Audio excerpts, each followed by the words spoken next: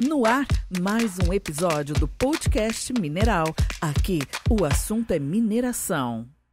Olá, bem-vindos. Eu sou o Disney de Paula e juntamente com a Rafaela Padilha apresentamos o podcast Mineral, que vai ao ar todas as quartas-feiras pelo nosso canal do Minera MT no YouTube e também está disponível no Spotify.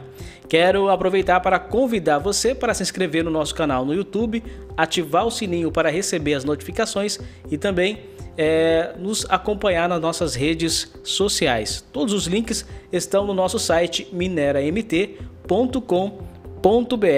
Contamos com o apoio da FECOMIN, Federação das Cooperativas de Mineração do Estado de Mato Grosso, também da Camisbra, Centro de Apoio da Mineração Sustentável e do Instituto Somos do Minério.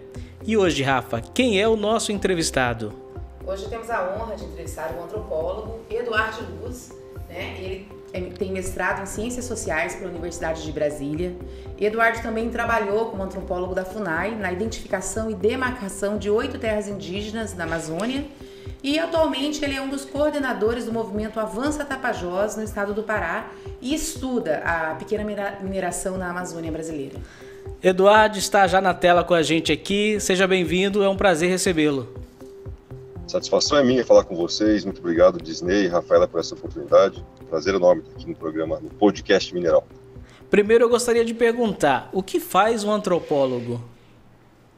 É uma boa pergunta, uma pergunta que muitos brasileiros que me conhecem, quando a primeira reação é, mas o que faz mesmo um antropólogo?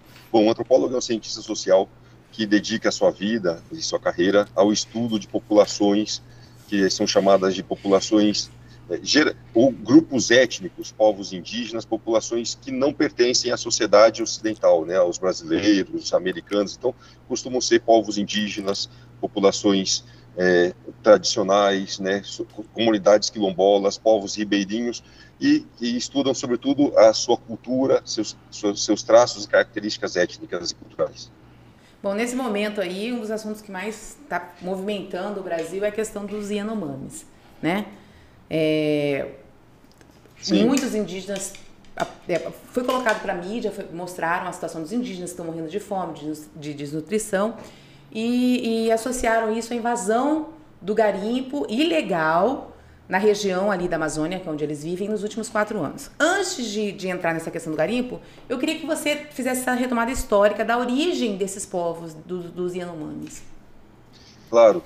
Os povos Yanomami, né, na verdade são vários grupos Yanomami, pequenos grupos, pequenas, a gente pode chamar de facções indígenas, que Yanomama, Sanumá, que juntaram para fazer esse grande povo indígena Yanomami. Os Yanomami são, se não o maior povo indígena do Brasil, talvez o segundo maior, né, eles são calculados em torno de 30 a 35 mil indígenas disputando com os Guarani do sul do país esse lugar, né, do maior povo indígena do Brasil. Eles ficam localizados ali numa área indígena, a imensa terra indígena Yanomami fica entre Roraima e o norte do estado do Amazonas, né.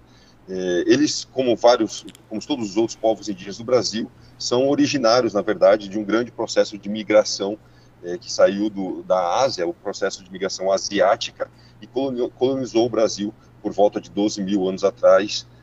Pelo menos esses são os vestígios mais antigos que nós temos, né? E aqui chegando se dividiram entre grupos, etnias, e os Yanomami são um desses povos, né, dentre os outros 280 povos indígenas no Brasil, né, que falam aí mais de 285, 290 línguas no país. Então é um grupo muito representativo do Brasil.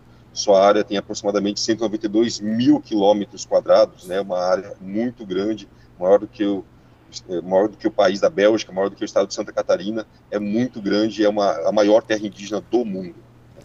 A gente tem acompanhado através da grande mídia o que está acontecendo, são imagens chocantes, situações que realmente faz com que a gente repense toda a nossa questão social no Brasil, né? Inclusive a comunidade internacional está muito preocupada com isso. O governo federal já colocou que vai investir dinheiro que está vindo para o Fundo Amazônia para melhorar essa questão de atendimento aos indígenas, mas no geral, essa situação que os Yanomami estão vivendo hoje começou no governo passado ou já é uma situação que é agora que veio à tona? Bom, antes de comentar antes de ir à raiz dessa pergunta, é preciso dizer, sim, reconhecer essa situação de calamidade do povo Yanomami. É triste que ainda tenham problemas como fome, desnutrição e o crescimento da malária entre os Yanomami. Mas, infelizmente, mais triste ainda é ter que dizer que essa situação está longe, mas muito longe de ser algo recente.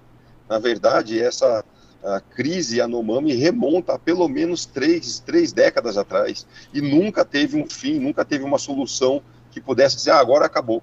E pelo contrário, o ano passado a terra indígena Yanomami comemorou 30 anos de existência em meio a diversas denúncias, né, de desnutrição, esse problema que se arrasta há décadas, né? Na verdade, nós temos aí, nos últimos dias, várias denúncias, tanto vindo de uma ala que podemos chamar de esquerda, que denuncia o descaso do governo Bolsonaro, e uma resposta vindo da direita de literalmente anos ou décadas atrás, né, vindo de pessoas importantes, como o próprio ex-deputado federal Aldo Rebelo, dizendo que essa situação é crônica, remontando aí pelo menos a até 2 décadas atrás, as mesmas notícias, as mesmas manchetes sendo dadas, né, de fome, desnutrição e malária entre os Yanomami. É um caso sério que não tem uma solução muito simples, não é simples resolver essa situação em Yanomami.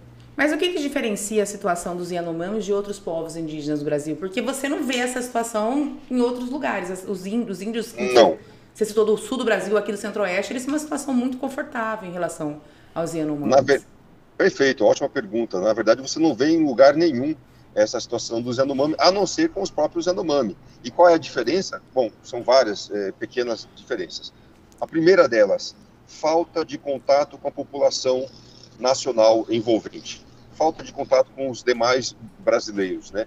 Os Yanomami vivem literalmente muito isolados. Na verdade, dentro dessa terra indígena Yanomami, que tem 192 mil quilômetros quadrados, existem outros grupos isolados que jamais foram contatados.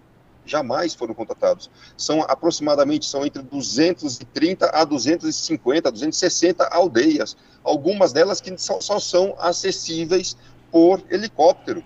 Só são acessíveis ou por helicóptero, assim, acessíveis, né, ou então andando dias, né, você entra pelos rios, você vai pelo menos 2 ou 3 dias de navegação, depois ainda vai algumas horas, vai caminhar mais 1 hora, ou mais algumas horas, ou alguns dias para chegar nessas aldeias. Então são grupos muito isolados, né, de uma população que inclusive fica metade da terra indígena, 60% da terra indígena Yanomami nem está no Brasil, está na Venezuela. Então, essa dificuldade de acesso à população brasileira, a dificuldade de acesso aos nossos serviços, veja, são 250 aldeias, como é que você dá acesso de saúde, né, como é que você leva comida para toda essa população? É muito difícil. Então, o que diferencia os Yanomami, né, os grupos Yanomami, como eu já falei, são vários grupos, né, Yonomai, Sanumá, Ninã, Yanomamo, como são chamados, eles se diferenciam, eles não têm uma única liderança, né, são mais de 250 aldeias muito distantes uma das outras. Então é difícil dar acesso, difícil dar todo esse trabalho de cuidado que o governo brasileiro tem com eles. Essa é a principal diferença. Em segundo lugar, eles muitas vezes são inimigos entre si, têm uma certa animosidade, eles têm brigas entre si, brigas históricas, né, que inclusive os tornam inimigos uns dos outros. Alguma das obras, etnografias sobre o grupo Yanomami mais importantes da história da antropologia americana fala sobre essa guerra entre eles, né? As obras do antropólogo americano Napoleon Chagnon fala sobre uma intrínseca animosidade entre eles. Então eles são inimigos entre si e esses grupos foram meio que artificialmente colocados numa única terra, na terra Yanomami, como bem denuncia outras obras, uma obra de um general brasileiro, a farsa Yanomami, fala sobre essa divisão, essa união artificial desses grupos étnicos numa única terra indígena, né, para aumentar o tamanho da terra indígena, essa denúncia que foi feita lá na década de 90. Então isso diferencia muito, né, os Yanomami, por exemplo, dos outros grupos, Pareci e Chavante, que não só têm uma terra indígena grande também, mas prosperam com ela, né, hoje plantam, colhem várias colheitas de soja, por exemplo, né? Tá. Quando você coloca que o presidente nunca autorizou a mineração, O ex-presidente. O ex-presidente. Você exime ele dessa responsabilidade? A gente tem que avaliar o seguinte: a partir do momento que a figura máxima do país se manifesta publicamente sobre essas ações que são ilegais, porque assim, o presidente ele é um cara que tem que agir sobre normativa, a partir de normas legais, de leis pré-estabelecidas.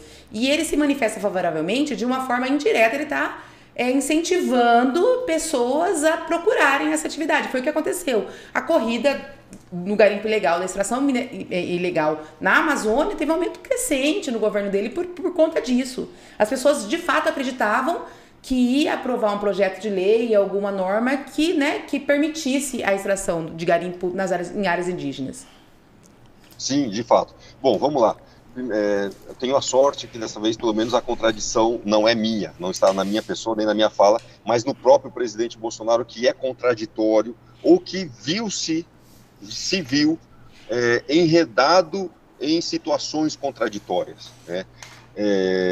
Eu não eximo o presidente Bolsonaro. Vamos tentar, infelizmente, né? Infelizmente não, mas enfim, eu vou ter que avaliar a pessoa do presidente Bolsonaro. A sua pergunta me insta a fazer essa avaliação. Não estou eximindo a pessoa do presidente Bolsonaro, mas Bolsonaro me parece ser vítima de dois pensamentos que acabaram, ou de pelo menos alguns pensamentos que acabaram se contradizendo em algum momento.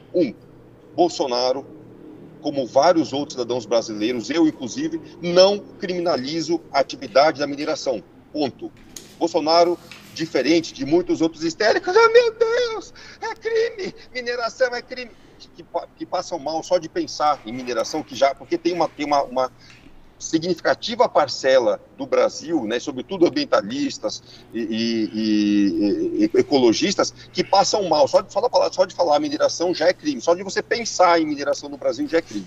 Bolsonaro não é dessa turma. Bolsonaro vem de uma linha, vem de uma família, como eu já falei, ele mesmo fala que o pai dele era garimpeiro, né, e ele acreditava que seria possível mexer nesse vespeiro. Ledo engano. Ponto. Ledo engano. Não conseguiu e não consegue e não vai conseguir, nem ele, nem qualquer outro.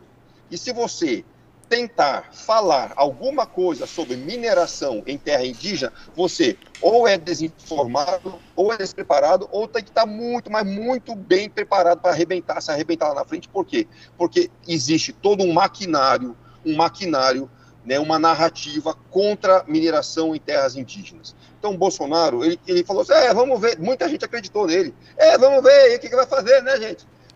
Garimpo aí, pô, não pode ser legal. Ele achava que ele ia conseguir alguma legislação, ele achava que ele ia conseguir. Ele até conseguiu, no último ano do seu mandato, em 12 de fevereiro de 2022, ele conseguiu aprovar, ou na verdade ele enviou para a Câmara o decreto 10.966 e o 10.96665, alguma coisa com isso. Enfim, eram dois decretos que criavam, né, eles tentaram criar o Programa Nacional, deixa eu ver se eu encontro o nome certinho, projeto, para não falar errado aqui, né, 10.966, de 11 de fevereiro de 2022, que instituía o apoio ao desenvolvimento de mineração artesanal e em pequena escala, e a Comissão Interministerial para o Desenvolvimento da Mineração Artesanal e em pequena escala. Bolsonaro, vindo, né, filho de um país que foi criado, nascido, gestado na mineração, né, um país que logo no primeiro século da sua descoberta se cria, gesta e avança com a mineração, entendeu que deveria dar apoio ao desenvolvimento de mineração artesanal, ou seja, tirar a palavra garimpo da conversa, vamos institucionalizar o garimpo como? Tirando dessa prática tudo que é ilegal. Vamos, portanto, passar por um processo, né, de regulamentação, vamos organizar essa classe minerária, vamos organizar essa atividade. Fez o decreto e tentou, errou, coitado, porque não agradou nem gregos nem goianos, desagradou. Bom, os ambientalistas, ele iria desagradar de qualquer forma, não existe a possibilidade de outra interpretação da esquerda ambientalista, da esquerda ecossocialista. E a única forma que eles veem Bolsonaro é como genocida. genocida, né, ditador, não tem outra definição. Ponto. Agora, os garimpeiros que acreditavam nele ou que esperavam também saíram decepcionados. Eu tive conversa com vários garimpeiros dizendo, mas não, cadê a palavra garimpeiro aqui? Não existe, cara, cadê? Eu quero uma lei dizendo, garimpo agora é legal o garimpo, é isso que eu quero. Mineração e artesanal, não quero isso. Ele desagradou gregos e goianos e deu no que deu. No primeiro ato, no dia 1º de janeiro de 2023, Lula foi lá e simplesmente está aqui. A lei que estava... entrou no revogaço então, lá. Essa foi a contradição, né? Bolsonaro pelo menos tentou alguma coisa. Mas você sabe que esse decreto nunca foi implementado, né, Edward? Ele foi colocado, mas ele nunca... Porque ele criava conselho para estudar a implantação de mineração em pequena escala. Mas ele nunca foi implementado também. Ele ficou só no papel. Nunca foi implementado. Foi só uma... Sim, foi uma iniciativa. Nesses 12 meses de vida, ele não saiu do papel. Nunca foi colocado em prática. É verdade. Bem lembrado. Mas acho que eu não sei quantas outras leis eu poderia dizer que o Bolsonaro acertou. Essa ele acertou, pelo menos da perspectiva que eu tenho. Né, ele estava dizendo... O que ele queria dizer com essa lei? Gente, é preciso fazer uma conversão social. O garimpeiro, da forma como é colocado, até a palavra garimpeiro já recende a ilegalidade, né, já cheira a ilegalidade. Vamos acabar com o garimpo e vamos criar mineração artesanal ou de pequena escala e vamos fazer processos, né, legais de estudos das terras, vamos legalizar todo o processo. Não agradou nenhum nem outro, né, as cooperativas de garimpo que eu cheguei a conversar, eles reclamavam da burocracia que seria isso, e também de ter que pagar impostos, né, como garimpeiros e tal, enfim, acabou não agradando nenhum nem outro. Mas eu não eximo Bolsonaro não. Agora, dizer que Bolsonaro não fez nada para combater o garimpo ilegal, aí sim, eu tenho que dizer, mentira, no mínimo desinformação. Como eu falei, foram várias operações contra o garimpo, várias. Agora, recentemente saiu uma notícia, eu li no sábado, que o IBAMA tinha planejado uma ação de fechar 3 rios durante 3 ou 4 meses, fechar os rios para impedir a chegada de novos garimpeiros. Como se isso fosse impedir a chegada de novos garimpeiros. É difícil, os garimpeiros vêm pelo rio, vem andando, vem caminhando, muitos deles com mula, com cavalo no meio da mata, e muitos deles ainda contam com apoio aéreo, né, e aviação. Imagina você impedir mais de 50 mil homens dentro de uma terra isolada lá em cima, em Roraima. É muito difícil, é muito complicado, né? Não estou eximindo, só estou dizendo que é mesmo difícil. Vamos ver. Bom, até onde eu vi, Lula nunca conseguiu também deter todos esses garimpos. Vamos ver agora como é que vai ser, o que ele vai colocar, o que ele vai ter que fazer para impedir o garimpo de acontecer, né? Então, vamos colocar uma outra situação. Você falou que alguns desses garimpeiros, eles vão de mula, eles vão a pé, são pessoas pobres, com condição de vida precária, e que estão sujeitos a essas situações de fome, de desnutrição, de malária, que mata muito homem branco também na floresta. Essa proibição do garimpo é de 88. A Constituição ela não regulamentou, na verdade, a questão do garimpo em terras indígenas. Será que a solução não seria tornar isso lícito e criar mecanismos de controle, Eduardo? Qual que é a sua opinião? Seria em outro país, seria em outro planeta, seria em outra situação que não Amazônia, terra indígena, na Amazônia brasileira. Mineração jamais vai ser aprovada, né? Vai fazer mais de 30 anos que foi colocado lá no decreto, na nossa Constituição, né? A impedição, o impedimento de mineração em terra indígena sem a autorização do Congresso. Em 30 anos, né, de Constituição, em 30 anos da nova Constituição, quantos projetos foram apresentados ao Congresso de tentar regulamentar a mineração em terra indígena no Brasil? Nenhum. Sim. O primeiro deles, se eu não estiver enganado, foi agora, em 2019, também um projeto de lei, se eu não me engano, 191/2019 ou 191/2020, de autoria do próprio presidente Bolsonaro, outra iniciativa que mostra, né? É isso, bastou essa iniciativa, bastou ele enviar ao Congresso um projeto que legitimava que simplesmente o mundo desabou. Na verdade, desde então, você pode acessar qualquer página de uma grandes ONGs, como o Instituto Socioambiental, o ISA, você pode entrar a página do Survival International, que simplesmente esse projeto de lei 191 que tenta regulamentar é simplesmente descrito como genocida, e Bolsonaro mais genocida ainda por ter apresentado esse programa. Então basta você falar basta você dizer que está defendendo garimpeiro e simplesmente isso já é um crime. Eu nem sei inclusive se essa nossa gravação aqui, se esse nosso podcast aqui não vai ser criminalizado. Porque é isso, no Brasil não há espaço nem para o debate acerca de garimpo em terras indígenas. Inclusive em povos, como eu já falei, o caso dos Munduruku, o caso do Cinta Larga, o caso dos Kayapó, que eles mesmos mineram, diferente de outros povos.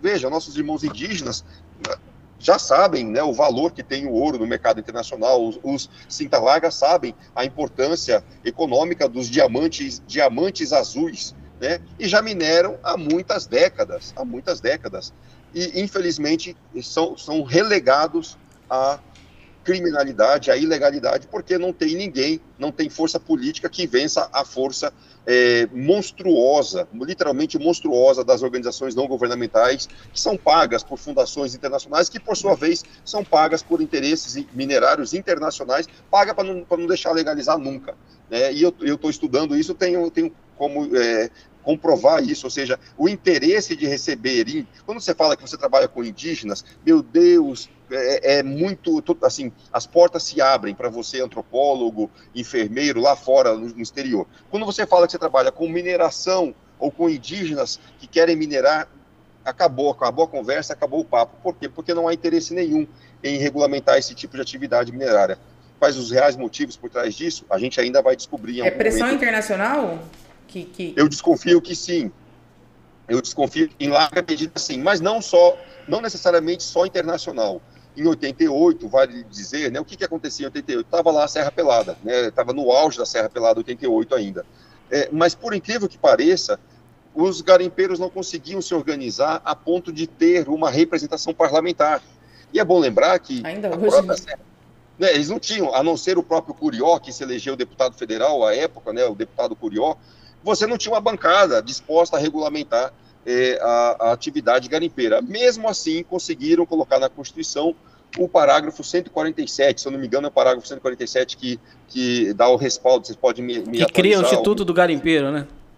Exato, e depois veio o Estatuto do Garimpeiro também, enfim. Mas o fato é que me parece hoje que o garimpo, né, da forma, a não ser o próprio Estatuto do Garimpeiro, que veio durante o governo Lula, né, que estabeleceu algumas formas aí da lavra garimpeira, tentou dar uma certa legalidade à atividade, mas majoritariamente a atividade garimpeira na Amazônia brasileira é vista, para dizer o mínimo, é vista com muita desconfiança, E eu desconfio que parte dessa dificuldade foi propositadamente colocada na Constituição por causa das grandes mineradoras. As grandes mineradoras fazem o quê? Reserva de mercado. O que é reserva de mercado? Já tem ouro demais no mercado hoje, o preço está lá em cima, ótimo, para que ter que tirar ouro, né, lá da terra Yanomami? Deixa para daqui a 30, 40 anos, quando nós tivermos melhores condições tecnológicas, isso, aquilo, outro. Essa foi a estratégia. Só que, o dono da Vale, os funcionários da Vale e de outras mineradoras que operam no Brasil, a Anglo American e várias outras, eles têm condições plenas de trabalhar e esperar 40 anos, né, para chegar lá. O maranhense, o piauiense, o baiano, que sai lá do Nordeste, né, que sai para vir para minerar, ele acha que ele não pode esperar, né, e ele está disposto a fazer quase qualquer coisa para garimpar, para minerar agora, né, e acaba cometendo ilegalidades como essas que a gente está vendo aí dia e noite no noticiário brasileiro. E os efeitos dessa atividade ilegal, eles são muito grandes, né? A contaminação por mercúrio, quer dizer, se você tem essa atividade legalizada, tudo isso pode ser... o impacto pode ser muito menor. Você vai ter de quem cobrar, né?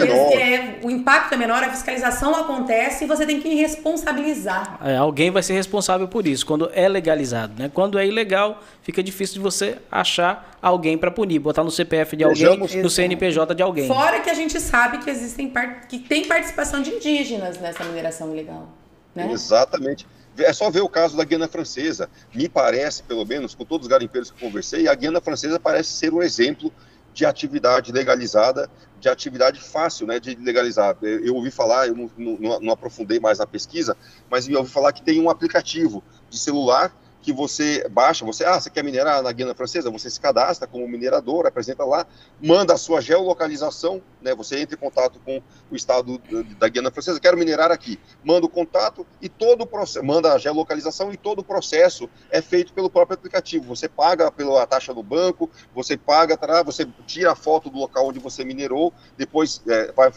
faz a supressão vegetal, depois tira a foto dela suprimida, depois faz o plantio, tira a foto dela daquela área já restaurada. Parece um sonho, parece uma utopia falar disso, mas me parece que é verdade já em alguns países, né? Você minerar, é isso que me incomoda, viu? A falta de legalização da atividade minerária de pequena escala, né, que nós tivemos aí pelo menos um respiro, né, uma luz de esperança de legalização durante o governo Bolsonaro, me parece ser a única forma de solução para esse problema, né? É muito fácil gritar, é muito fácil acusar os garimpeiros, é muito fácil dizer que vai acabar com o garimpo, prometer acabar com o garimpo, como prometeu o Lula.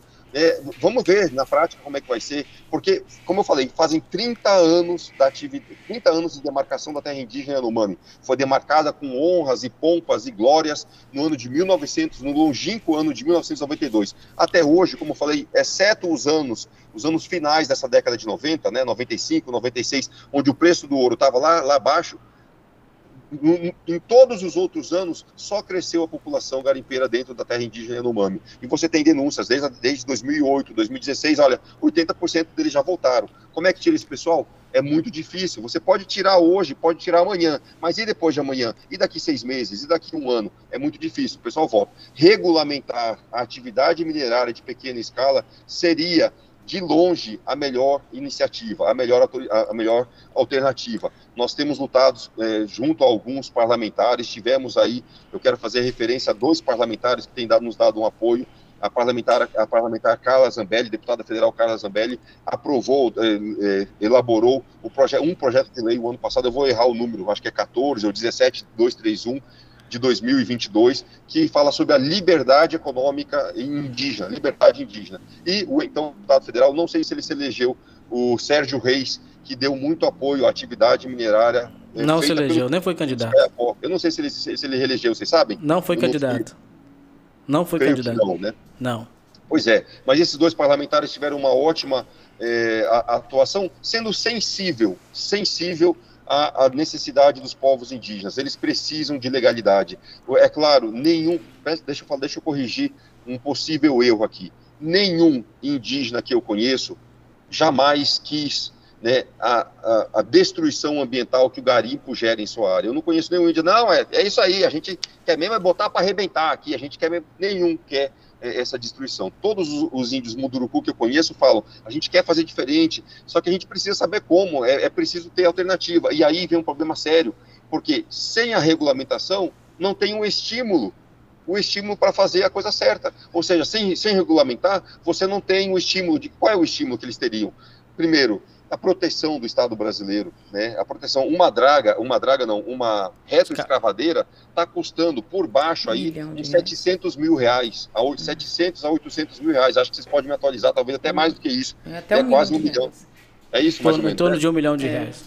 Quase 1 milhão de reais. Ver uma retroescavadeira dessa sendo queimada é um desespero para qualquer minerador, sobretudo para o indígena que lutou muito para conseguir obter uma dela, né? Ter a segurança de que sua mineração será respeitada pelas autoridades federais é uma segurança muito grande. E eles querem isso, os Munduruku. Não é só o Munduruku, já falei Munduruku, Caiapó, Cinta Larga. Ouvi dizer que os Baniwa, os Curipaco, os Tucano, por exemplo, estão querendo minerar aquele mineral muito utilizado, o nióbio, muito utilizado na indústria bélica, né? Então, o Brasil é rico em minerais, é um dos países mais ricos, é a maior província minerária do mundo, provavelmente. E mesmo assim, muitos dos nossos irmãos indígenas estão proibidos de minerar e estão na ilegalidade. Você defende essa tese de que deveria ser legalizado e a detenção da posse seria dos indígenas, de quem é o titular da terra, é isso? Certamente sim. Eu como convivo com indígenas, sobretudo os Munduruku, que dioturnamente, eu estou nos 3 grupos indígenas de WhatsApp aqui, dos índios Munduruku, e todo dia eles falam, e sobretudo agora falo mais ainda, nosso sonho pela legalização está cada vez mais distante. Nosso sonho de ver a mineração indígena feita por indígenas, né, produzida, gerada, com tecnologia, né? Com tecnologia na mão dos indígenas, com nova tecnologia, com tecnologia ecologicamente amistosa ou amigável, né? Ou pelo menos responsável, com maior responsabilidade, é um sonho dos Munduruku, também é um sonho de outros povos indígenas. E, infelizmente, esses indígenas não têm local de fala, não tem microfone, não tem câmera para ele, não tem programa especial da Rede Globo, não tem programa do Fantástico da Rede Globo de domingo à noite, que dá o microfone para Alessandra Curapi, que dá microfone para Sônia Guajajara, que dá microfone para Joênia Wapichã, e os outros, né? E a diversidade de povos indígenas que tem no Brasil. São 278 povos indígenas, por que não pode ter entre eles 1, 2, ou 3, ou 10, ou 15 que querem mineração? E eles existem, só que eles não ganham espaço na mídia. Esse é o problema desses indígenas. E eu, como antropólogo que trabalho com eles, ouço o que eles estão falando, estou entendendo que eles querem essa mineração, querem a regulamentação. Infelizmente, não é uma realidade tão simples de se fazer e está muito distante da realidade agora. Diante dessa situação de possível mineração em terra indígena, eu gostaria que você falasse da tua experiência com o povo Munduruku, aí da região de Jacareacanga, no Pará. Como é que foi esse primeiro contato? Como é que está sendo desenvolvido esse projeto junto com eles? Bom, esse primeiro contato com o povo Munduruku, lá de Jacareacanga, é um povo maravilhoso, um povo incrível, são índios que tem mais de 270 anos, diferente dos Yanomami, que o contato relativamente recente, né, 50, 60 anos atrás, os Munduruku já têm muito mais de 200 anos de contato. Então os Munduruku passaram por eles tiveram contato com todas as frentes econômicas, né, de todas as corridas, todos os ciclos econômicos que passaram pela Amazônia.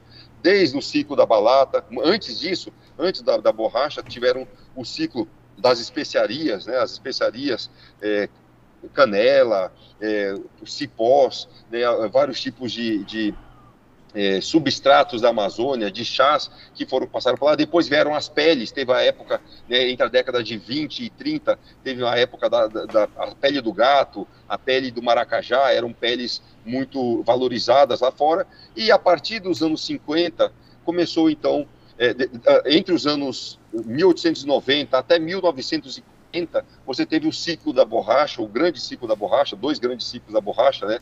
Sobretudo o ciclo da Segunda Guerra Mundial. Os Munduruku trabalharam fortemente com a balata, com a seringa na extração da balata, e por um acaso, a partir de 1950, foi descoberto, então, minas de ouro, na verdade, em alguns locais, a pepita brotava na terra, né?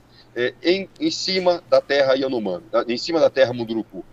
E os Munduruku tiveram suas terras demarcadas a partir da década de 80, 90, hoje são 4 terras indígenas Munduruku, terra indígena Munduruku, Açaí Cinza, e tem mais outras 2 que eu não me recordo o nome porque são nomes indígenas, e todas essas 4 terras formam o que eles chamam de Mundurucânia, a Mundurucânia.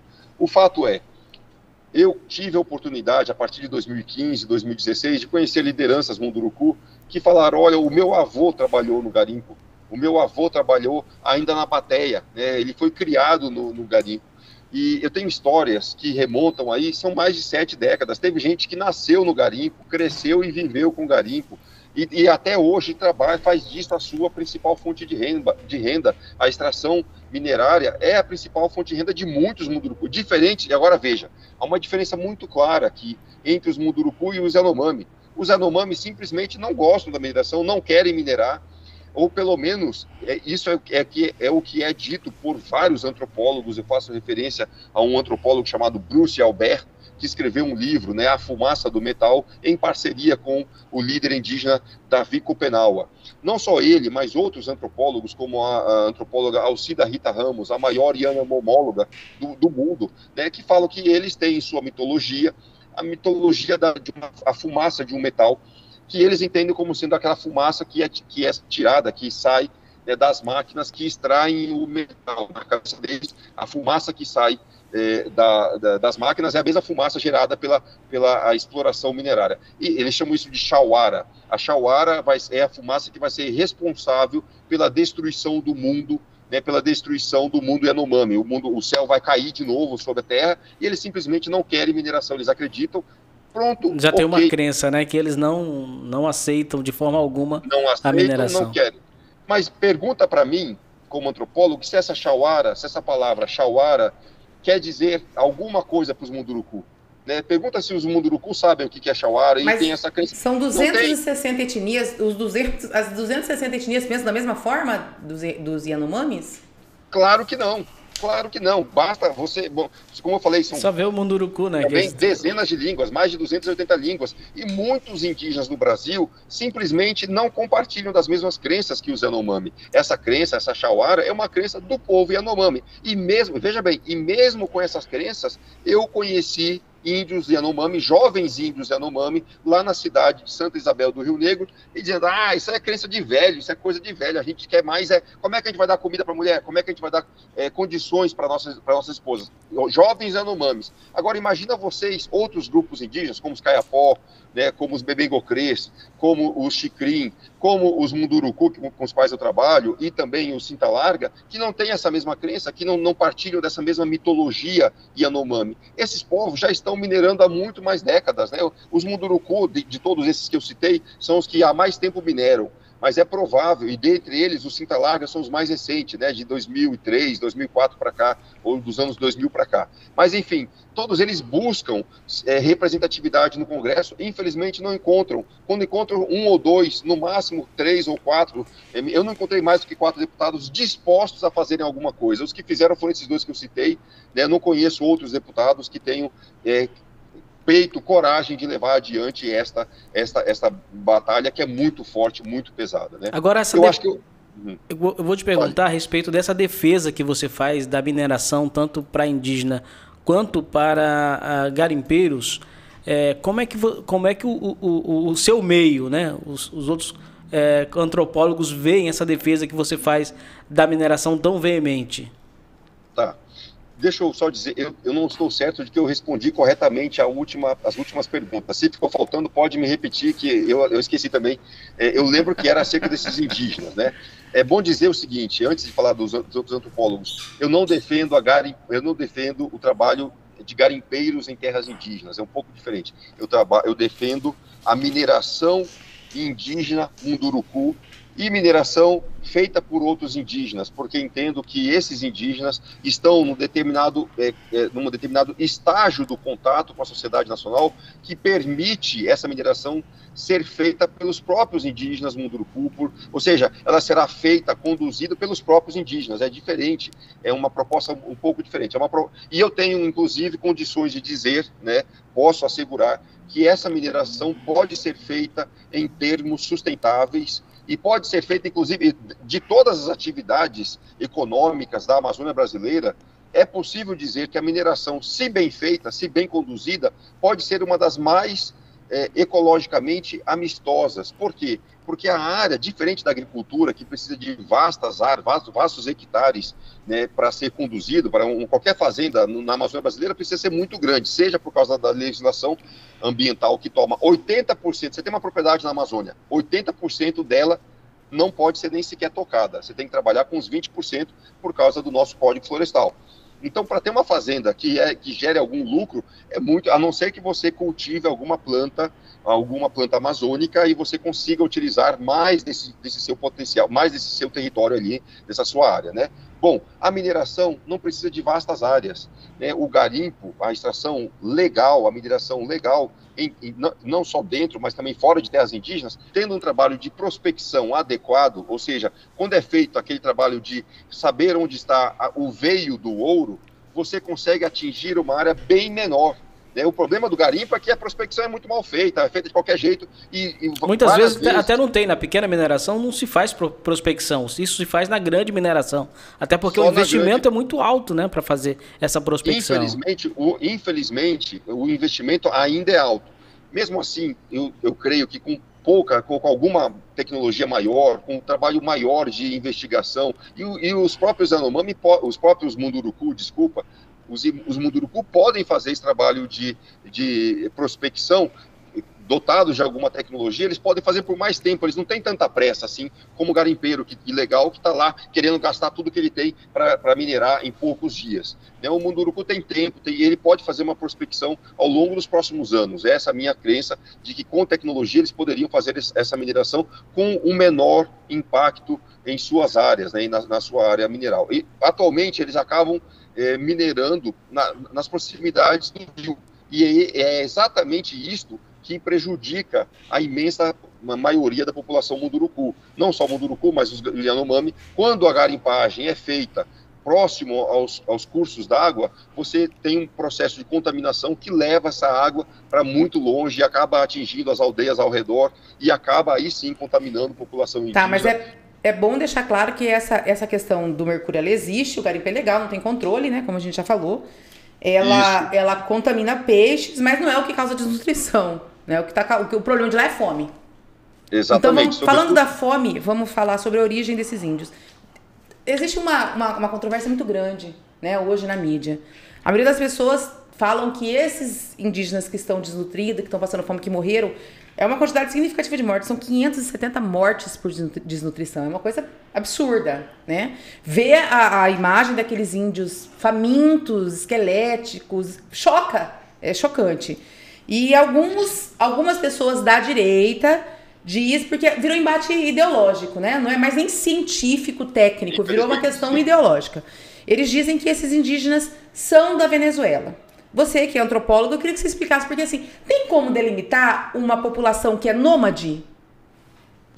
Então, Rafaela, muito bom você ter colocado essa questão, é uma questão muito importante, mas igualmente capciosa.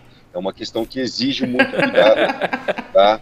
Eu preciso falar com todo cuidado, eu vou ter que repetir algumas coisas para a gente tomar muito cuidado aqui. Primeiro, eu quero concordar com você. Sim, é chocante. É muito chocante ver um senhor idoso, uma senhora, né, naquelas condições, né, famélicas, literalmente, carne e ossos e pele e ossos, sem carne alguma, né, um esqueleto ambulante. Aquilo é chocante, é triste, é assustador, na verdade. E, bom, qualquer vida humana tem o seu valor, merece o seu respeito. E enfim, muito assustador ver tudo isso.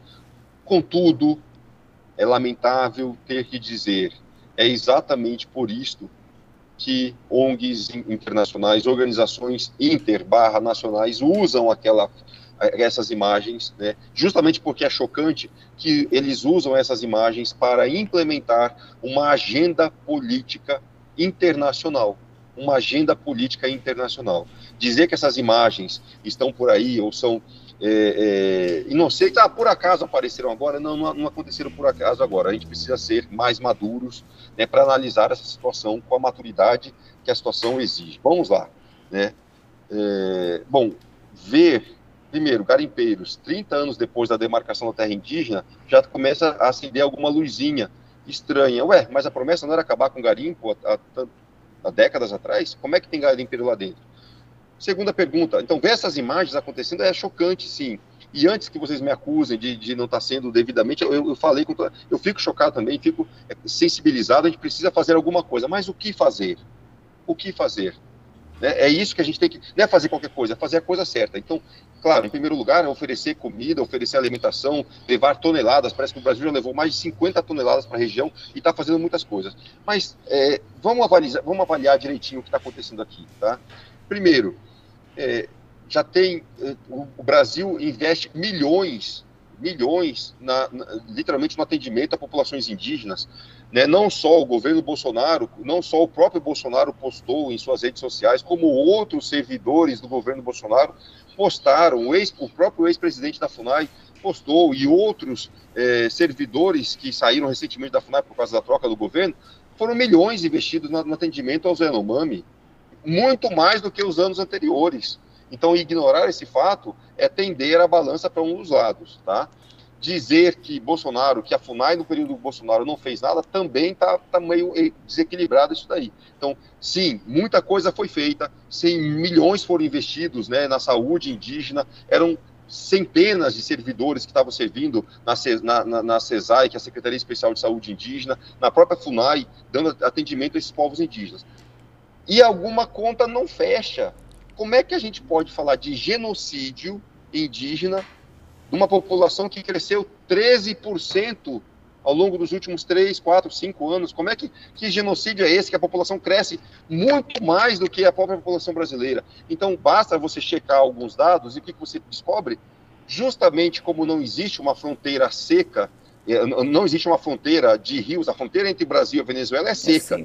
E ela atinge a fronteira entre o Brasil e a Venezuela, corta a terra Yanomami no meio. Então, os indígenas venezuelanos, vamos chamar assim, na verdade, eles não se identificam como indígenas venezuelanos. E para eles não faz a menor diferença se ele está na Venezuela ou está no Brasil. Mas não faz a melhor diferença, vírgula. Não faz a menor diferença quando até você descobrir que o seu outro primo, que está aqui no Brasil, está recebendo Bolsa Família, está recebendo, cada filho que nasce, R$ 2.300 para cada filho que nasce. Aposentadoria, você vai receber uma aposentadoria aos 55 anos. Mas Yanomami não recebe Bolsa Família, até onde eu sei. Mas como não? É claro que recebem, vários deles recebem ajuda talvez não receba o dinheiro, mas recebe... não existe índio, isso é muito interessante, não existe índio no Brasil que não esteja cadastrado no sistema único de atendimento, aí chamado do cadastro único. Então, algum tipo de ajuda ele vai receber. Não, sim, com certeza, né? Porque tem todos os órgãos que vão dar essa assistência que é necessária para os povos indígenas. Agora, o que a gente precisa entender é se todo esse atendimento estava chegando na ponta. Pelo jeito, não estava chegando, né? Exatamente. Inclusive, atendimento de saúde, atendimento de alimentação. Quando você fala dessas ONGs... Teve uma ONG do governo federal que estava lá que recebeu mais de 750 milhões e que não passou para as terras indígenas. É um fato. É um fato. Vamos devagar com as ONGs. Me pergunta das ONGs, daqui a pouco eu quero falar sobre ela. Mas vamos voltar para esse ponto para não deixar mal falado. É possível que alguns indígenas não receberam esse atendimento. É possível. Mas também é muito possível e provável que índios venezuelanos tenham migrado para o Brasil para passar a receber esse dinheiro. Não são bobos nem nada. Estão sabendo que estão recebendo muito mais aqui, que seus parentes recebem muito mais aqui. Por que eu estou aqui não posso ir lá para o Brasil? Né? Os Yanomami nem seriam o primeiro povo indígena a fazer isso. Já existem levas de outros indígenas. Eu cito pelo menos o caso Uarau. Os Uarau literalmente tomaram.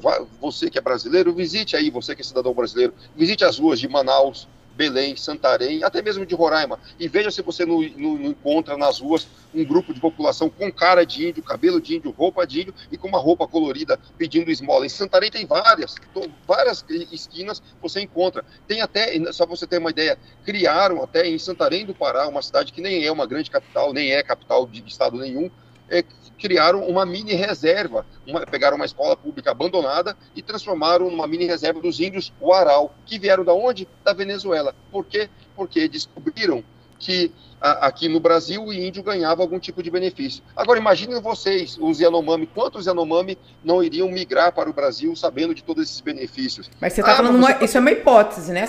Ou você assegura isso? Você tem números que garantam isso? Infelizmente não é hipótese. Nós temos 2 parlamentares venezuelanos, 2, não só um, 2 dizendo que existe exatamente isso. Um deles, eu até sabia que ia aparecer, até fiz questão de colocar aqui, né? Um deles chama-se Américo, um foi o Américo e outro recentemente, outro parlamentar, outro deputado federal, que inclusive é indígena, também falou que indígenas, ele denunciou na própria Assembleia Legislativa, na própria Assembleia venezuelana, denunciou a situação de fome que os indígenas venezuelanos, indígenas Yanomami venezuelanos, estavam passando a ponto de ter que fugir da Venezuela. Eu vou relembrar aqui o nome do outro deputado, tá? Mas isso e tem números disso, Eduardo? Como é que é? De quantos indígenas vieram, como é que está essa situação? Porque assim, se não há uma delimitação territorial, é um povo nômade que caminha, que vai de um país para o outro, como que você pode quantificar isso? Você não quantifica. O Brasil está pagando a conta por indígenas de toda a América Latina que estão migrando para o Brasil. A população, aguarde o censo de 2020, que era 2020, 22. Passou para 2022, vai sair 2020. Aguarde os resultados do censo. A população indígena talvez vai até quase que dobrar. Já estão dizendo de um crescimento de 600% da população indígena. Você não quantifica. O Brasil, com suas medidas, né, com suas corretas medidas de assistência à saúde e assistência econômica, educacional aos seus indígenas, atraiu uma população de todos os seus países vizinhos. Tem uma população indígena paraguaia que migra para o Brasil dioturnamente. Tem índio Guarani vindo do Brasil, trazido pela FUNAI, trazido por Ongueiro, trazido por padre do CIMI, trazido por toda a esquerda que adora usar os indígenas contra proprietários no Brasil. Simplesmente os índios Guarani estão sendo trazidos. A gente tem ONGs, já temos o trabalho da CPI, de Comissão Parlamentar de Inquérito, que investigou isso em 2015. Tivemos a CPI da FUNAI e do INCRA, que mostraram como ONGs de todo o Brasil, de toda a América Latina, trouxeram vários índios ao Brasil. Agora a gente pode falar das ONGs, enfim, isso é comprovável. A gente só não sabe os números. Nós temos, inclusive, material, nós temos, inclusive, tese de mestrado, dissertação de mestrado, tese de doutorado de 2003, já indicando esse processo de migração de índios venezuelanos para o Brasil. Agora, veja, se você chega lá e aquele índio que migrou se recusa a falar com você em espanhol, que ele sabe, como é que você vai saber que ele é venezuelano ou não? Né, se ele fala só na língua Yanomami. Como eu já fiz a mesma pesquisa, eu cheguei em uma terra indígena lá no Paraná, e os indígenas só falavam em Guarani.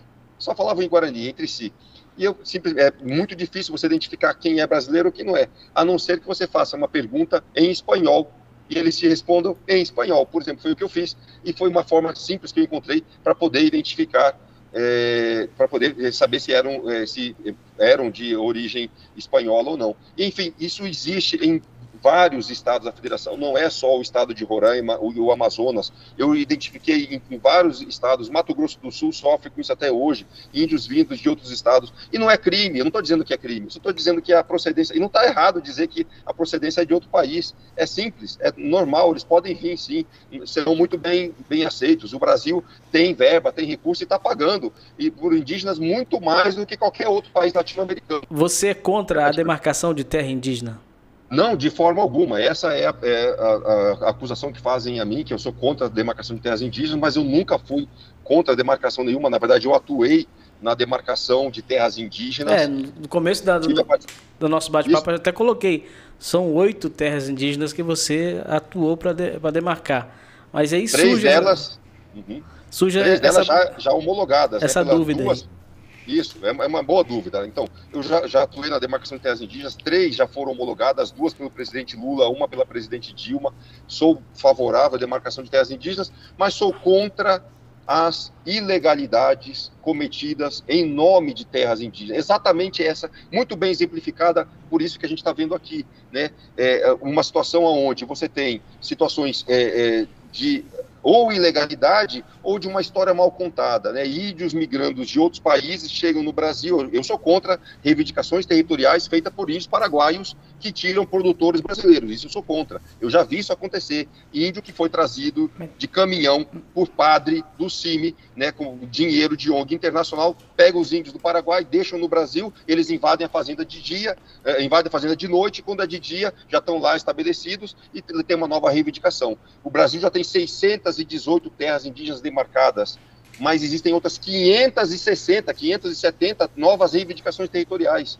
Né? A senhora ministra dos povos indígenas, a senhora Sônia Guajajara, está dizendo para todo mundo aí, né, já disse que o Brasil tem não só ela, mas outros antes dela, dizendo que o Brasil tem um passivo de mais de 60% de terras indígenas a serem demarcadas. Ou seja, tudo que a gente já demarcou é igual a 40% do que eles pedem. E o que a gente já demarcou? O Brasil já tem 14% do território nacional demarcado como terras indígenas.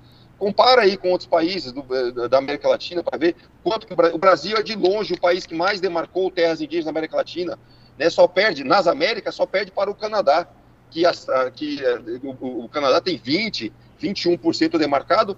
Aonde que são as terras indígenas no Canadá? Lá no Círculo Polar Ártico, né, onde a temperatura média é mais ou menos menos 5 graus Celsius por ano, né, mais ou menos isso daí no Canadá. O Disney falou sobre como que você é interpretado, você é um antropólogo que, em tese, né, tem que preservar os povos tradicionais, né? E você tem uma visão bastante política. Você tem um posicionamento político claro, dá para perceber conversando com você, e você faz a defesa aberta, apesar de você não ter assumido isso do ex-presidente Jair Bolsonaro.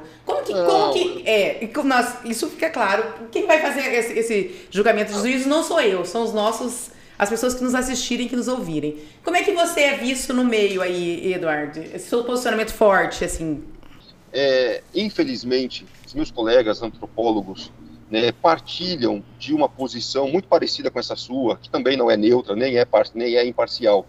Meus colegas antropólogos são extremamente esquerdistas, né, fizeram campanha aberta pró-Lula, fizeram campanha, né, e fazem que chama Bolsonaro de genocida, publicam livros dizendo que ele é genocida, né, a ABA, Associação Brasileira de Antropologia, ainda em 2019 tem carta da ABA em 2019, 2020 chamando o Bolsonaro de genocida e tudo mais. Então, infelizmente, quando eu tento ter uma postura neutra, um pouco mais neutra, ou tento equilibrar, dizendo, olha, tem coisas boas que o Bolsonaro fez, isso já é inaceitável, então, meus colegas, infelizmente, me tratam como se fosse pura e simplesmente um defensor, né, do agronegócio, um defensor, e querem acabar comigo de todas as formas, né, me chamam aí antropólogo dos ruralistas, antropólogo do agronegócio, antropólogo dos garimpeiros, né, basta você tentar defender, dizer alguma coisa diferente do que eles dizem, né, falar, olha, quem sabe a mineração pode ser,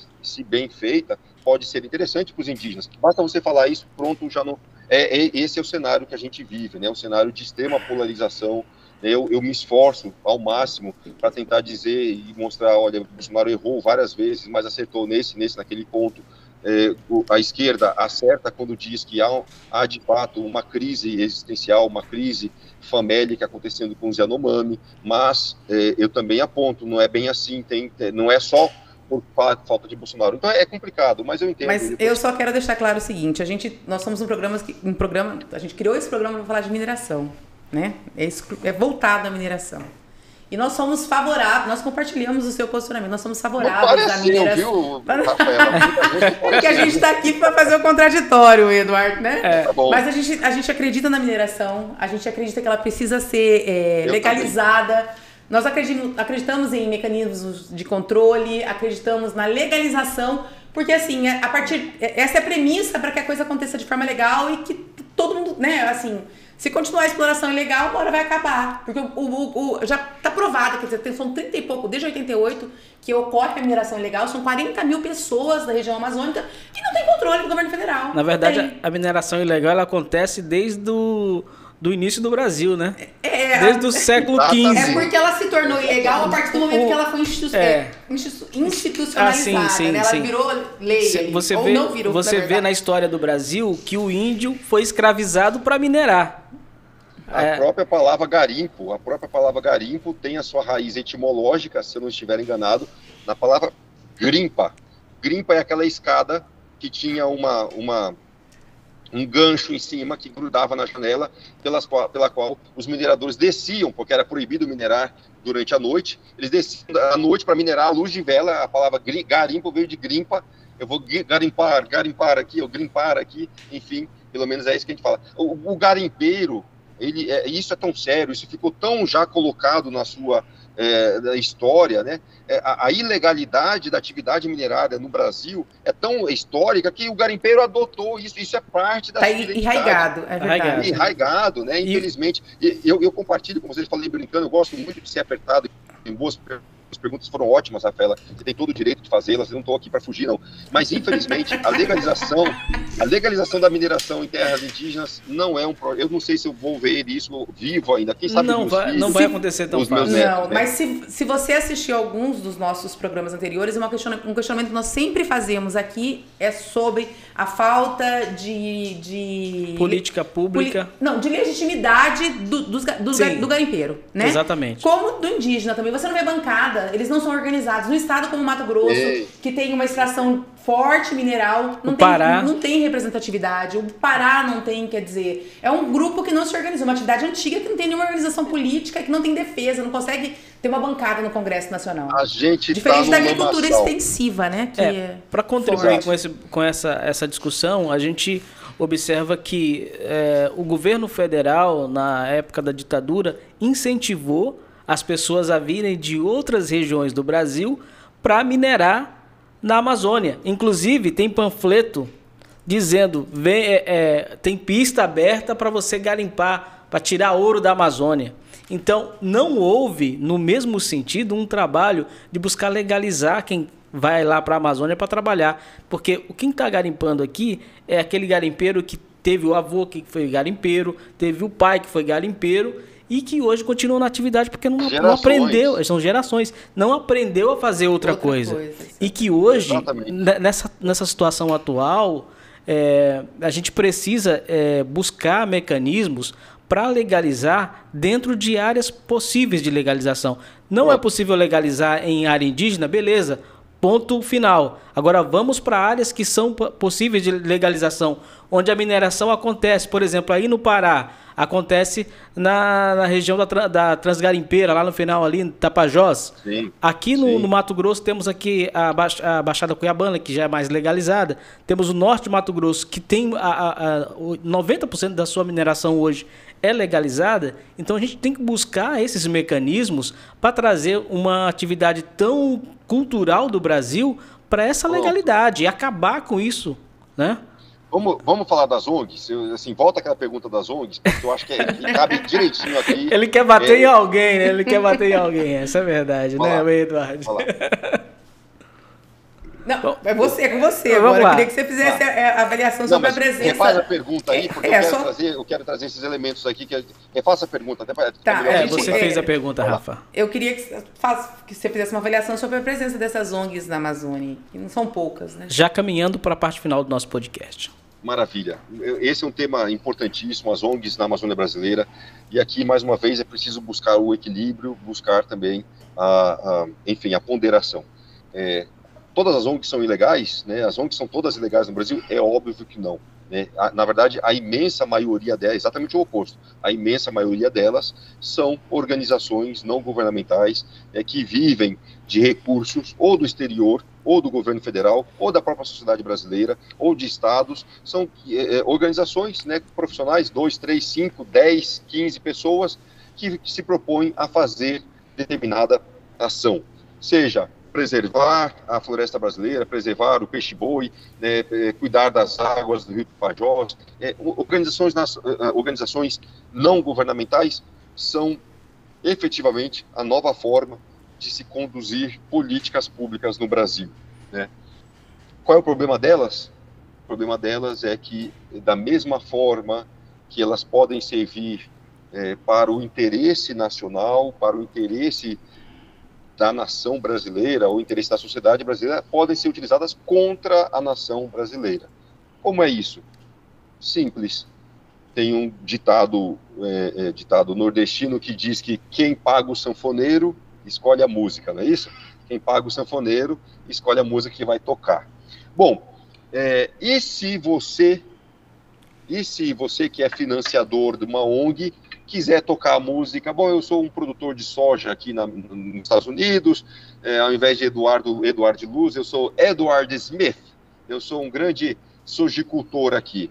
E eu estou percebendo, como um sojicultor, que o meu concorrente aí no Brasil, né, esse paizinho, né, de terceiro mundo, esse paizinho lascado, né, eu estou percebendo que eles, onde já se viu um mesmo hectare de terra, né, que eu planto aqui nos Estados Unidos, aí no Brasil o cara colhe 3 vezes mais, ele tem a safrinha, tem a intersafra, ele não tem neve, ele não tem que lutar com neve, não tem que lutar com...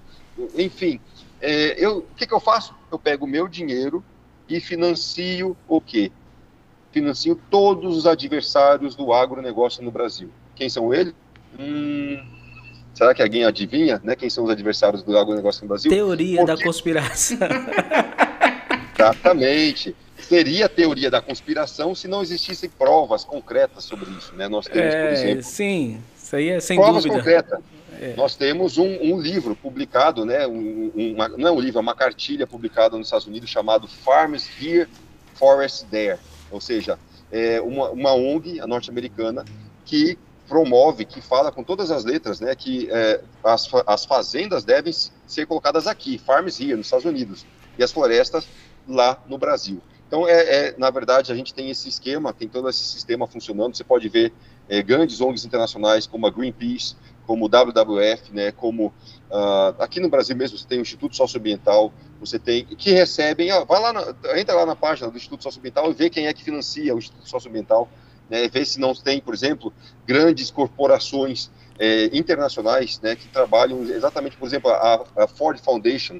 A Ford Foundation literalmente usa esse esquema de ONGs para implementar os seus interesses aqui no Brasil. É claro, essa é uma teoria, é claro, ela precisa ser fundamentada, ela já foi fundamentada em alguns casos, né, nós conseguimos identificar dinheiro vindo, né, de fora do Brasil para financiar demarcação de terras indígenas. Isso aconteceu com o Instituto Socioambiental, isso acontece ainda com outras ONGs no Brasil. E, infelizmente, eles não fazem ou não têm interesse nenhum. O que interessa é, como já falei, quem paga, o que interessa é a agenda de fora, é quem tem a agenda lá de fora. Então, se a agenda internacional fala que é para detonar, né, com determinado presidente, ou para detonar com determinado setor brasileiro, é para impor uma mácula, uma mancha na agricultura, ou qualquer outra coisa, essas ONGs vão fazer campanhas. Então as ONGs estão a serviço dos interesses internacionais aqui. Na sua visão. Na sua visão, as ONGs estão a serviço dos interesses internacionais. Interesses de mercado. Porque assim, elas, quando você fala de agricultura extensiva, eles não conseguiram acabar com a agricultura extensiva, porque nossa agricultura extensiva, mesmo com a presença de ONG e com todo o ataque que ela sofre, ela só cresce, né? Não, nem sempre são interesses internacionais. Por exemplo, o Instituto Socioambiental tem interesses da agricultura do sul e sudeste do país, né? Então, um produtor rural que produz aí no sul não tem interesse nenhum que tenha um concorrente aqui na Amazônia brasileira. Então, ele também financia. São interesses econômicos, não tem a ver com países, necessariamente a ver com países, mas interesses de grupos econômicos. Agora, é claro que alguns países, como eu citei, o Hemisfério Norte, o setor agropecuário do Hemisfério Norte sofre mais com a concorrência do Hemisfério Sul. Então, e aqui no Sul, aqui no Brasil mesmo tem concorrência interna. Então, ONGs são instituições que estão a serviço de quem paga. É só isso que tem que ser investigado. É só isso. E é por isso que fazem um serviço suplementar e que chegam onde o Estado não consegue chegar, né, Eduardo? Isso precisa ser reconhecido. É claro, tem ONGs que fazem um ótimo trabalho que precisa ser reconhecido, mas tem ONGs que levam trabalho, por exemplo, conheço a ONG Asas de Socorro, tem a ONG Médicos Sem Fronteiras que levam recursos humanos, que levam, enfim, uma série de recursos, mas tem ONGs que vêm de cogumelo Yanomami, 100 gramas de cogumelo Yanomami a mais de R$30, 100 gramas de cogumelo. Tem ONGs que vivem pedindo financiamento, né, de dinheiro internacional. Uma das ONGs Yanomami aí andou pedindo, passando a sacolinha em 2020, exatamente para atender a fome entre os Yanomami. O que foi feito e recolhido, se eu não me engano, 33 milhões de reais, né, de vários doadores. O que foi feito com esse dinheiro? É bom saber, é isso que ele está dizendo. Nós não somos contra as ONGs, eu comecei falando isso, as ONGs, mais uma vez, também tem o seu valor importante nesse processo, mas é preciso abrir os olhos para elas, né? Por isso que nós apoiamos no Congresso Brasileiro a abertura da CPI das ONGs, a terceira que vai acontecer. Já teve uma na década de 90, teve uma CPI das ONGs em 2000, e agora nós vamos lutar pela terceira. Por quê? Porque as outras duas não fizeram nem 10% do trabalho. A gente precisa investigar mais e melhor. Um dos maiores erros dos garimpeiros, né, dos mineradores, é que não tem nenhuma ONG defendendo eles, ou não tem nenhuma ONG no sentido de tentar legitimar, né? As ONGs que você vê... O negócio é que quando o setor tem uma bancada federal, uma bancada política organizada, ela não precisa de ONGs, né? Ela consegue barrar a ação das ONGs, que é o que acontece com a agricultura extensiva. Só um detalhe aí, seu anel de tucum, quando as pessoas veem você com esse estereótipo de anel de tucum, te confundem. Acham que você é um militante de esquerda. Sim. É isso. Daí eu tenho toda essa questão. Eu luto contra todos esses estereótipos aqui. Meu nome é em inglês. Exatamente. Olha, acredito que a gente está no 9º podcast. Não, até hoje não tem nenhum histórico de um podcast tão polêmico, tão apimentado como esse. Exatamente. Eduardo, eu só tenho aqui a agradecer. Deixa eu só arrematar isso daqui dizendo exatamente isso. Eu sei que eu sou uma pessoa polêmica, eu não tenho nenhuma pretensão de dar resposta simples, de dizer que as ONGs são boazinhas, de dizer que, enfim, o Bolsonaro é um genocida. Eu acho que a verdade é muito mais complexa do que isso. É simples. É claro que, para muitas pessoas, o julgamento já está feito. O Bolsonaro é genocida desde o primeiro dia, muito antes dele assumir, já era genocida antes. né? Para outros, Bolsonaro é um mito, é um herói e tudo mais, e estou disposto a morrer, matar por Bolsonaro. Não é a minha postura. Eu estou tentando entender, a gente tem que tentar entender tudo que está acontecendo. É uma situação complexa, né? A terra indígena Yanomami é complexa, as promessas de uma fácil demarcação e solução do problema nunca aconteceram, as promessas nunca se concretizaram. O garimpo, com exceção daqueles anos, só cresce na terra Yanomami, a situação é muito mais complexa.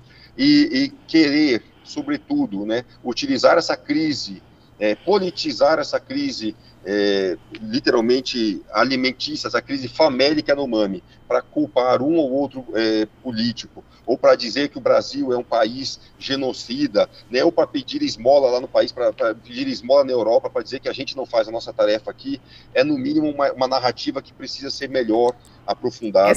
Essa questão ela não pode ser tratada de forma política, ela está sendo politizada, tem que ser de forma técnica e científica, né? Isso eu concordo. Claro. Em alguma coisa nós concordamos, Eduardo. Bom, estamos caminhando aqui para a parte final do nosso podcast. Agradecer a você, Eduardo, pelo tempo, pela paciência.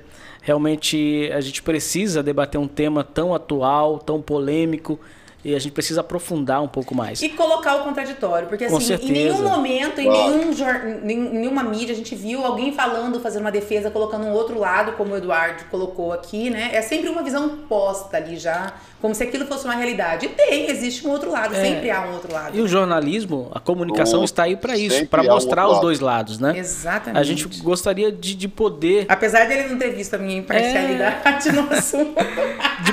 De poder entrevistar alguém que vivenciou isso, está vivenciando isso na prática lá, né? Vamos tentar fazer isso também. Mas o Eduardo conhece a realidade da mineração em terra indígena, trabalha com isso, então já traz para a gente uma visão diferente do que a gente vê na grande mídia. Exatamente. Muito obrigado. E agradecemos por isso. Eu que agradeço aí vocês dois pelo tempo e a paciência. Não é um assunto simples. O ser humano, né, a diversidade humana é extremamente vasta, ampla, e exige todo esse cuidado, né? Quando o paraíso de um pode ser literalmente o inferno de outro e vice-versa, né? O que é muito bom para uma pessoa pode ser péssimo para outra, né? A mineração, que é sinônimo de tecnologia, que pode ser sinônimo de tecnologia, de riqueza, de prosperidade, e assim foi para muitos povos, né? A Inglaterra, a Europa e o próprio Brasil, pode ser sinônimo de fim do mundo para outros povos, né? Pode ser vista como algo abjeto, algo que eu simplesmente não quero minerar. Então é por isso, e ainda bem que nós vivemos num Estado democrático de direito, mantemos e temos que manter, né, o Estado democrático, temos que preservar pela nossa democracia. O Brasil tem lutado pela preservação da sua democracia, tem lutado para poder apresentar as ideias da melhor forma possível, mas nós precisamos também, apresentar ideias. Eu não sou obrigado a concordar com você, por mais que eu gostei de ter participado aqui, não sou obrigado a concordar com vocês, nem vocês comigo. Tem todo o direito de discordar, de apresentar, né, outras perspectivas, ou até mesmo de denunciar, olha, essa perspectiva parece ser defesa aberta e absoluta dessa ou daquela. E daí eu tenho o direito, é claro, de responder. Acho que foi muito enriquecedor. Espero que o nosso telespectador aí, o nosso ouvinte também. Isso, ouvinte, né? Ouvinte. Os dois. Hoje a tecnologia nos favorece fazer isso, né? Fazer rádio na internet. Né? Isso. Exatamente. Maravilha. Foi um prazer recebê-lo aqui. Muito obrigado, Rafa, por mais uma vez participar aí desse podcast. E a gente volta na próxima quarta-feira, sempre às 19 horas, falando de mineração. Afinal, né? Nosso assunto é mineração.